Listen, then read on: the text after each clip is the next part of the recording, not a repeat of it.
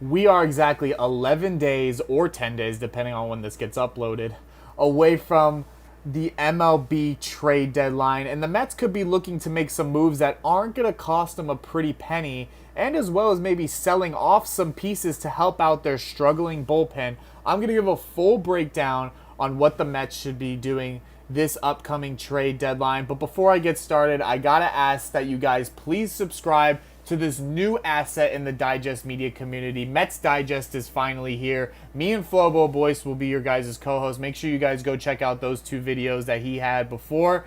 And it's not just us asking that you guys subscribe, but Grimace is telling you guys that you guys need to subscribe to this new channel. And I'm going to get started here. Sports Illustrated uploaded an article that the Mets could be linked to an all-star left-handed reliever that they could be facing this upcoming series, and that is Tanner Scott of the Miami Marlins. He has posted so far a whopping 1.34 ERA in 39 games and has 45 strikeouts.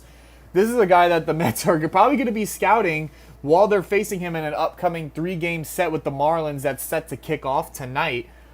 But for the most part, this is a guy that is on an expiring deal. He's going to be a deadline rental if so. And this is a guy that the Mets could be trading for that's not going to cost them a top 10 prospect or anything like that, because that should be the main goal of the Mets. The Mets should not be looking to offload any big prospects for a reliever. Look, I love Mason Miller just as much as you guys do. I would love to see him bridge the 7th and 8th innings for Edwin Diaz. It's not going to happen. Look, this was supposed to be a down year for the Mets.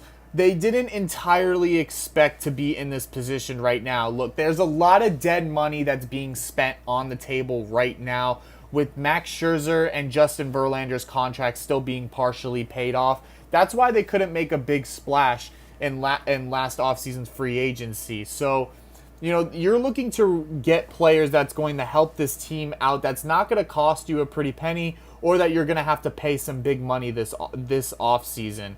But for the most part, we're going to take a look at some other arms that they could be looking at, and that is Tanner Banks of the Chicago White Sox. The Chicago White Sox are desperate to be selling off pieces, and it is not working out well for them so far. So why not help them out? Look, I get it. I see the 4.33 ERA just as you do.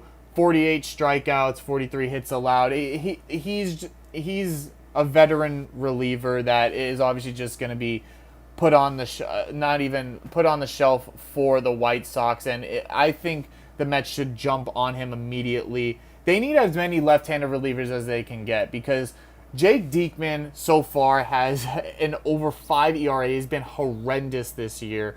And with Brooks Raley, Drew Smith out for the year, they need any arm they can get at this point. And, that's another good option that I would consider, as well as Colin Posh of the Tampa Bay Rays. He has a slightly less ERA of 3.24 and only has 22 strikeouts on the year.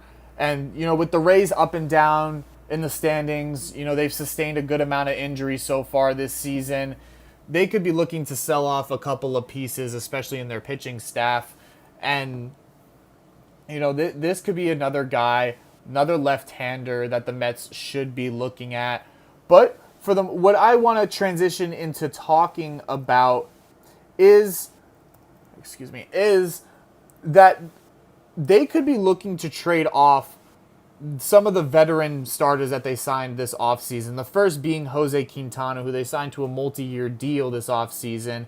This could be a guy that they could trade at the deadline and get back some serviceable bullpen arms in return. Look, you have Christian Scott, David Peterson, and Tyler McGill waiting down in the 7, 8, 9 spot of the rotation. And, as much as Jose Quintana has gave it his all this season so far for the Mets, this could be a veteran arm that could be not struggling, but out of gas by the time August and September come around. he could be, traded to a team that is looking for a starter. With the starting pitcher market is going to be very high this deadline, considering of all the teams looking for starters. So him as well as Luis Severino could be options that you could trade off for serviceable bullpen arms, like, Tanner Scott, even though the Marlins aren't going to be looking for any veteran starting pitchers. But I'm just giving him as an example that you could trade these guys off for other major league arms, which is something that you don't really see nowadays, especially at the trade deadline, is major leaguers being swapped for other major leaguers. But the Mets could easily be doing that with, like I said before, Christian Scott. He's looked good so far. David Peterson has looked great so far. And Tyler McGill still looking to get his full-time opportunity in the rotation once again, as well as him struggling in the bullpen whenever they put him in there. It's looking like that there's not going to be a lot of room up there. Kodai Senga is on his way back. He just finished his third rehab start right before the All-Star break, so he should be back within the next couple of weeks. We'll have an update for you guys on that as soon as that happens. But for the most part, they're not going to be trading any sort of big time prospects or anything like that. So this is an option or a road that they have to look at. And another thing, look, they're in the third wild card spot right now. They are locked in that spot right now. The other team below them is a half game out, and the team above them, the St. Louis Cardinals, is a half game above them. So they are locked into that third wild card spot. Pete Alonso is not getting traded. I'm sorry if that breaks your heart or whatever for some odd reason, I'm sorry. But Pete Alonso is not getting traded this deadline.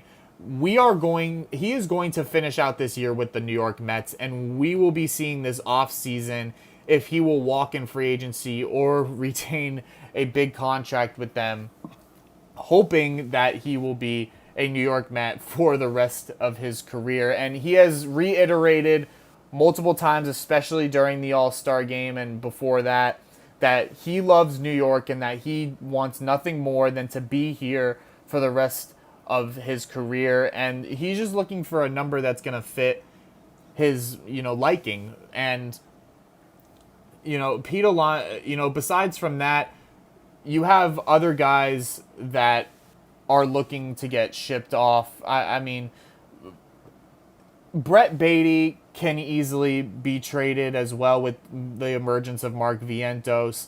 So can you go out and get a superstar reliever, superstar starter, whatever? Yes, you can. Are the Mets really going to be looking to do that right now? Probably not. Like I said before, this was supposed to be a dead year for them. This kind of came out of nowhere. Remember, they were the worst team in baseball after the first month and a half of the season. And now, because of their June surge, they're looking at competing now. So David Stearns is completely caught off guard with this. And now he's looking at pieces to fill his bullpen with guys going down left and right with injuries. They're going to have to make some moves to help that out, because that bullpen ERA is above a 4.8 right now, and it is not looking like they're showing any signs of improvement so far. So, hopefully this trade deadline, the Mets will go after a couple of relievers to help fix this bullpen that has been horrendous so far, besides Edwin Diaz. But that is where I'm going to end it off. Hopefully, in the next coming days, we will see the Mets, looking to release some information about where they will be going in the trade deadline. I'm sure Ken Rosenthal, John Heyman will have all those reports for us, and I will be here, and me and Flobo Boyce will be here to report all of those and give our insights and breakdowns. But that will be all for me, Michael DeAngelo, here with Mets Digest. Make sure you guys subscribe, and I will see you guys in the next video. Thank you guys for watching.